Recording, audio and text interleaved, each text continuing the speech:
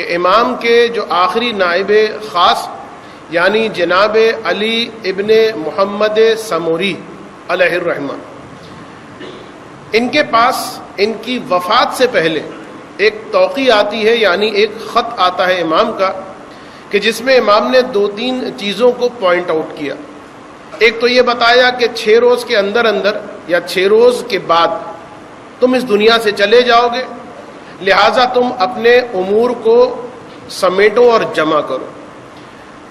دوسری بات جو امام نے فرمائی وہ یہ کہ غیبت کبریٰ کا زمانہ اب شروع ہونے والا ہے، اور اب میرا ظہور اسی وقت ہوگا کہ جس وقت خدا کا اذن ہوگا۔ اور آخر میں ایک جملہ امام نے ارشاد فرمایا کہ الا فمن ادعا المشاہدہ قبل خروج السفیانی والصیحہ فہو کذاب، کہ آگاہ رہو، اگر سفیانی کے خروج سے پہلے، کہ جس کے بارے میں اگر مناسب سمجھا تو میں بیان کروں گا، اس لیے کہ بہرحال ایک مقام پر میں پہلے سفیانی کے بارے میں بہت کچھ بیان کر چکا ہوں، لیکن بہرحال اگر مناسب محسوس ہوا تو کچھ باتیں سفیانی کے اعتبار سے بھی، اس لیے کہ اس کی شخصیت اس لیے اہم ہے کہ بہت ساری علامات حتمیہ، بہت ساری سے مطلب سفیانی کے علاوہ جو تقریباً 4 علامتیں ہیں یا 5 علامتیں ہیں وہ اس کے ارد گرد ہی گھومتی ہیں۔ تو امام نے فرمایا قبل خروج سفیانی والصیحہ، کہ جو میرے مشاہدے کا ادعا کرے سفیانی کے خروج سے پہلے اور صیحہ یعنی ندائے آسمانی کے سننے سے پہلے، فہوا کذاب، تو وہ بہت بڑا جھوٹا۔ اب یہاں پر بات یہ آتی کہ ایک طرف یہ توقیع اور امام کا یہ جملہ اور بہت سخت جملہ کہ جس میں لفظ کذاب آیا، اور دوسری جانب ہم یہ دیکھتے ہیں کہ غیبت کبریٰ کے اندر علماء کے واقعات موجود ہیں کہ جس میں امام سے ملاقات ہوئی۔ تو پھر ان 2 باتوں کو کس طریقے سے ہم آپس میں جمع کر سکتے ہیں، اور اس کے اعتبار سے میں 2-3 باتیں ابتدا میں بیان کر رہا ہوں اور اس کے بعد پھر دوسری جانب ہم آگے بڑھیں۔ دیکھیں، پہلی بات تو یہ کہ یہ جو فرمایا امام نے کہ جو مشاہدے کا ادعا کرے، ایک قرینہ ہمارے پاس یہ ہے کہ اس خط کا جو ڈائریکٹ مخاطب ہے وہ خود امام کا نائب خاص۔ تو یہاں پر مشاہدے سے علماء نے 2-3 تفاسیر کی۔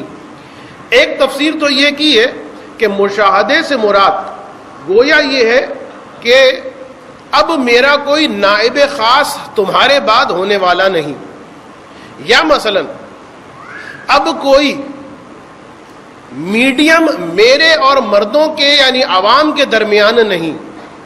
کوئی آدمی اگر یہ کہے کہ میں امام زمانہ اور لوگوں کے درمیان ایک واسطہ ہوں، ایک میڈیم، تو وہ کذاب ہے، وہ جھوٹا۔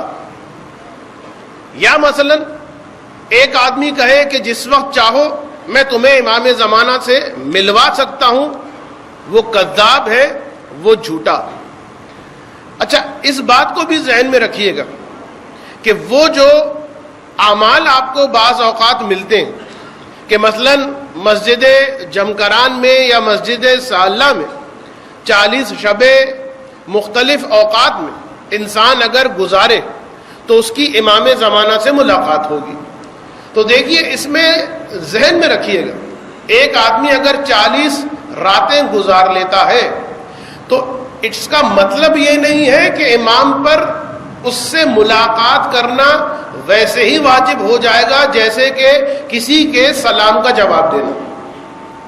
یہ امام کے اختیار پر ہے کہ اگر وہ لطف و کرم کرے تو 40 شبوں یا اس سے پہلے اس مومن سے، اس شخص سے ملاقات کر لے، اور چاہے تو اس سے ملاقات نہ کرے۔ سلام کے جواب کی طرح نہیں ہے کہ بس وہ 40 شبیں بیٹھ گیا تو اب حتماً امام پر واجب ہو گیا ہے کہ امام اس سے ملاقات کرے۔ تو یہ کچھ باتیں، اور پھر ایک اور تیسری بات وہ یہ کہ امام نے فرمایا ہے فمن ادعا المشاہدہ۔ علماء فرماتے ہیں کہ 2 لفظ ہیں، ایک ہے مشاہدہ اور ایک ہے ملاقات. ان دو کے درمیان جو ہے فرق. مشاہدہ اور ملاقات ہم یوں تو مسامحتاً اپنی روز مرہ زندگی کے اندر جو ہماری گفتگو ہوتی وہ تقریباً ایک ہی مقام پر استعمال کیا جاتا. لیکن جو علماء فرماتے ہیں وہ یہ کہ مشاہدہ اس وقت کہا جاتا ہے کہ جب پہلے سے جان پہچان بھی ہو. میری گزارش ہے اس مائک کی آواز اگر تھوڑی سی کم کر دی جائے. ایک درود پڑھ دیں محمد و آل محمد پر.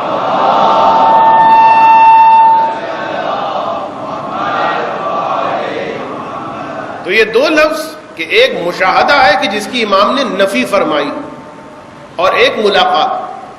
مشاہدے کا مطلب یہ مشاہدہ نہیں ہے, مشاہدہ دو افراد کے درمیان. مشاہدے کا مطلب یہ کہ